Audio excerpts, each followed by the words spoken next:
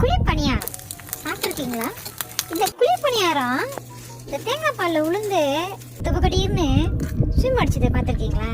இந்த வீடியோவை ஸ்கிப் பண்ணாமல் பாருங்கள், நீங்கள் தெரிஞ்சுக்குவீங்க எப்படி இந்த குழிப்பணியாரம் தேங்காய் பாலில் ஸ்விம் அடிக்குதுன்னு நீங்கள் பார்க்க போகிறீங்க. பாருங்கள், இன்னைக்கு நான் கேபிஆர் சுதி கோகனட் ஆயிலை தான் யூஸ் பண்ணி தான் இந்த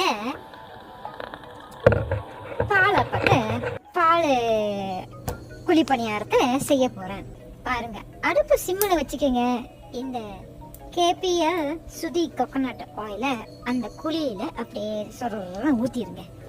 ஊற்றிட்ட பிறகு அப்புறம் என்ன செய்யுங்க, அரைச்சி வச்சிருக்க அந்த மாவு இருக்கு இல்லையா, அந்த மாவை இப்படி ஒரு கலக்கி எடுத்து சொல்றன்னு அது மேலே ஊற்றிடுங்க. குழிப்பணியாரத்தில் ஊற்றிடுங்க. எல்லாத்தையும் ஊற்றி